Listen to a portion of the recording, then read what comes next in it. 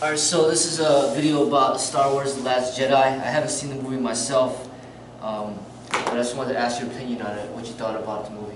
Alright, what's up guys? This is Robbie. Before I forget, don't forget to like, subscribe, share, and to comment below. Alright, my initial opinions on this movie were mixed. I went out the theater and I wasn't really happy about the movie. So I think Star Wars movies leave you with some kind of elation and you're looking forward to the next movie. But this movie was an abomination. Mainly because they got a director known for taking kind of radical angles. And he wrote the script, and he didn't seem like a Star Wars fan. He just seemed like someone who was tasked to write a Star Wars movie they didn't want to write. So, to answer your question briefly, no, I would not recommend this movie if you were inclined to go see it. Okay. So, that's all you gotta say about it? No, that's not all I got to say about it.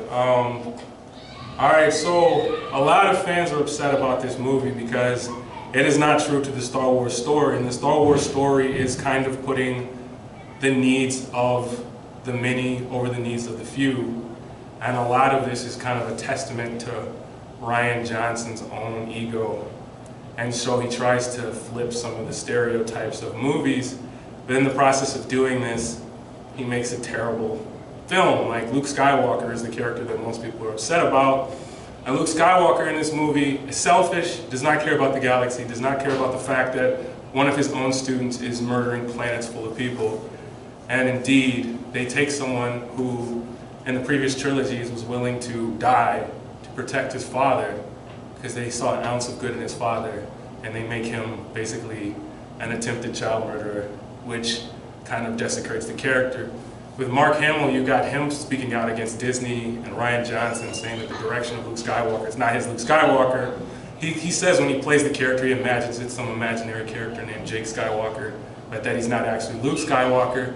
But we know his boss Disney made him go out and apologize for his comments and say that he didn't really mean them. So that takes me to the point that I believe the critics and everyone who was allowed to see this movie, initially they weren't allowed to review it, they were just allowed to say they saw it. They weren't allowed to say if they liked it or disliked it. And now all the reviews coming out are positive, but when you look at the crowd reviews, they're absolutely negative. People hate this movie because it is, it's almost like a funeral for Star Wars. You take Rogue One, which went in an opposite direction, but Rogue One was intriguing. And it was a new story, and it was more like a Saving Private Ryan-esque story. So there were no Jedi in this movie unless you consider Darth Vader.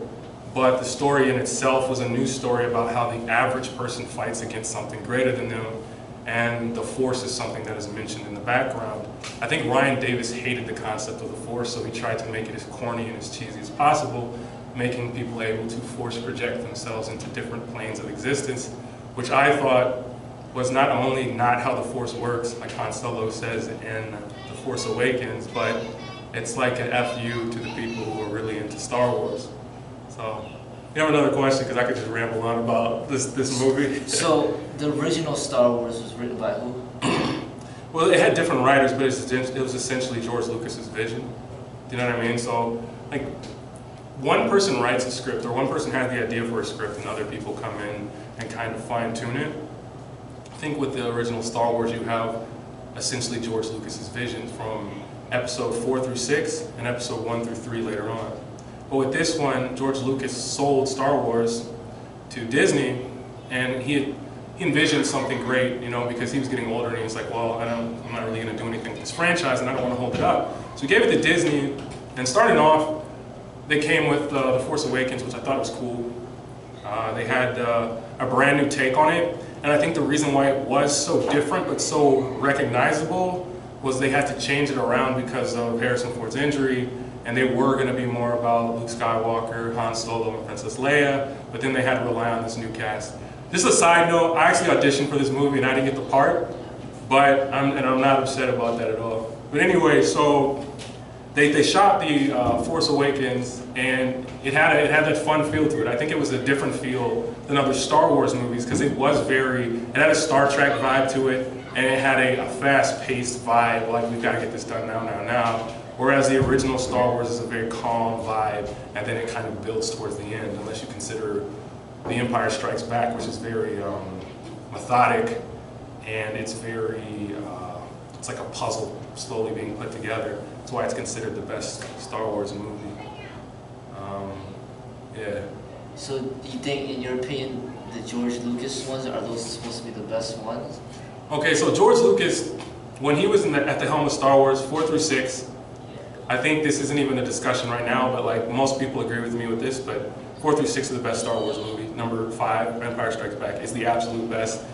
A New Hope, there's an argument for it being the best because it is the first Star Wars movie, and it was kind of like an indie project, and they didn't know what was going to happen, and he did make it into this epic.